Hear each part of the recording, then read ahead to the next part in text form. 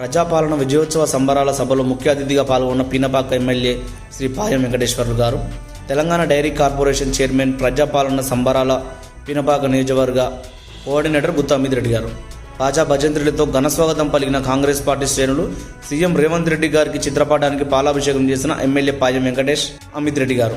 బుర్గంపాడు మండలం రాష్ట్రంలోని కాంగ్రెస్ ప్రభుత్వం ఏర్పాటై ఏడాది కావస్తున్న సందర్భంగా నిర్వహిస్తున్న ప్రజాపాలన విజయోత్సవ సంబరాల్లో భాగంగా మంగళవారం నాడు బుర్గంపాడు మండలం సారపాక ఐటీసీ ఫంక్షన్ హాల్లో నిర్వహించిన సంబరాలకు పీనపాక ఎమ్మెల్యే పాయం వెంకటేశ్వర్లు గారు, నియోజకవర్గ కోఆర్డినేటర్ అమిత్ రెడ్డి గారు ముఖ్య అతిథిగా హాజరయ్యారు.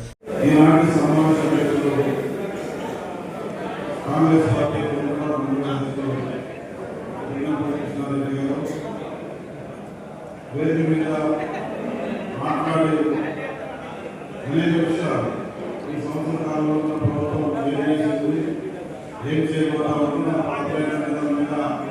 మన ముందు మాట్లాడేటటువంటి మన శాసనమండలి చైర్మన్ గుత్తా సురేంద్ర గారి కొడుకు, రాష్ట్ర dairy milk government corporation chairman Gutha Dileep Reddy గారు మాట్లాడి వెళ్ళారు. వారికి మొట్టమొదటిసారి చైర్మన్ అయిన తర్వాత మన మండలాన్ని ఘనస్వాగతం పలికినటువంటి మండల పార్టీ నాయకత్వానికి ప్రత్యేకంగా నేను అభినందనలు, ధన్యవాదాలు తెలియజేస్తా ఉన్నాను. అంటే ఈనాటి కార్యక్రమం గురించి చాలా విషయాలు పెద్దలు మాట్లాడుతూ చెప్పినారు. ఈ కార్యక్రమంలో ఇంకా వేదికటువంటి పెద్దలు పిసిసి సభ్యులు చక్రవర్తి గారు, మన మేనరి రాణిగారు, రాణిగారు, ఇంకా మన ఎక్స్పీసీ గాంధీ గారు, ఎక్సెస్ సొసైటీ ప్రెసిడెంట్ వెంకటేశ్వర గారు, ఐటీసీ మరియు ఐటీసీ ఇక్కడ భవన ఐటీసీలో మా వెంకటేశ్వర గారు, ఇంకా నారాయణ సింగ్ గారు, ఇంకా పెద్దలందరూ పేరు వెల్లకొండ రామారావు గారు, ప్రెసిడెంట్ గారు, మన డాక్టర్ గారు, అందరికీ శ్రీనివాస్ గారు, కృష్ణారావు గారికి అందరికీ పేరు పేరు ఈ కార్యక్రమంలో పాల్గొన్నటువంటి మన కాంగ్రెస్ పార్టీ ముఖ్య నాయకులు, కార్యకర్తలు, మన కాంగ్రెస్ పార్టీ కుటుంబ సభ్యులందరికీ, మీడియా మిత్రులకు ఆధారపడ కాంగ్రెస్ పార్టీ తరఫున, ప్రభుత్వం తరఫున ముందుగా అభినందనలు, ధన్యవాదాలు తెలియజేస్తా ఉన్నాను. తెలంగాణ రాష్ట్రం ఏర్పడినప్పుడు ధనిక రాష్ట్రం ఉన్నది.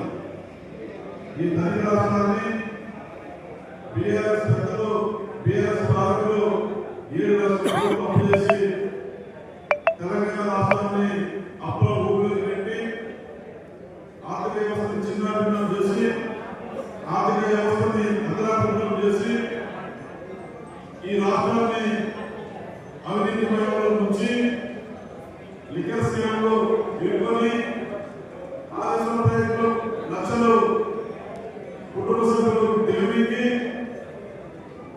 తెలంగాణ రాష్ట్రంలో యువతకి ఉద్యోగాలు ఇవ్వకుండా, నిరుద్యోగ వృద్ధి ఇవ్వకుండా అన్నమాట తప్పి తెలంగాణ రాష్ట్రంలో డ్రగ్స్ని పెంచుకుంది.